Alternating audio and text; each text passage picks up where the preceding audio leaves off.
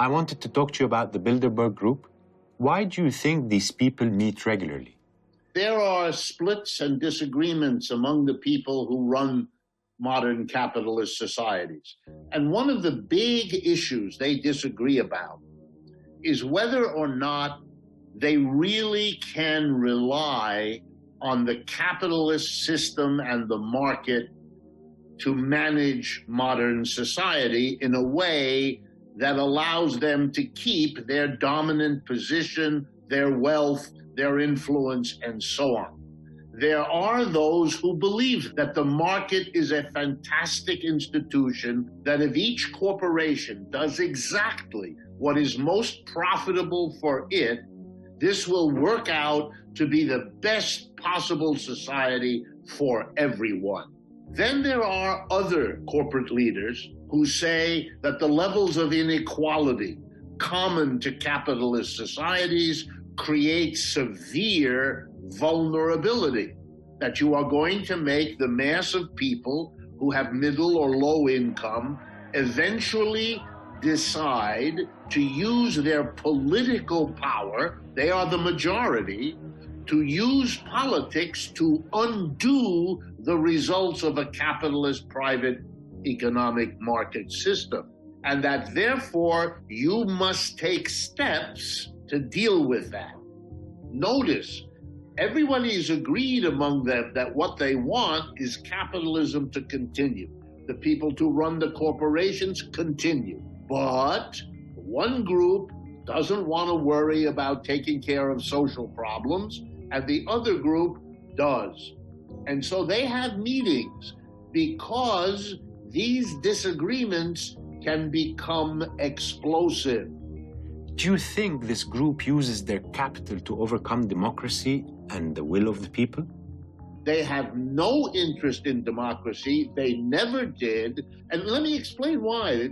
Every one of these people, they operate their enterprises in a fundamentally anti-democratic way. For example, the board of directors does not submit its proposals or its strategies to the entire employees to get their approval. That would be a democratic way to run an enterprise. They don't do that.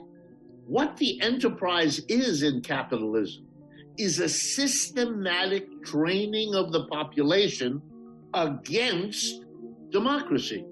If you spend 5 days a week, 9 to 5, at your factory or in your office, you are in an environment that teaches you to accept orders from whoever is above you in the hierarchy. There is no democratic control. We all talk about a democracy that isn't there. And partly the talk is a compensation because it isn't the reality. 300 years ago, we got rid of kings, but the kings didn't go away. They were clever.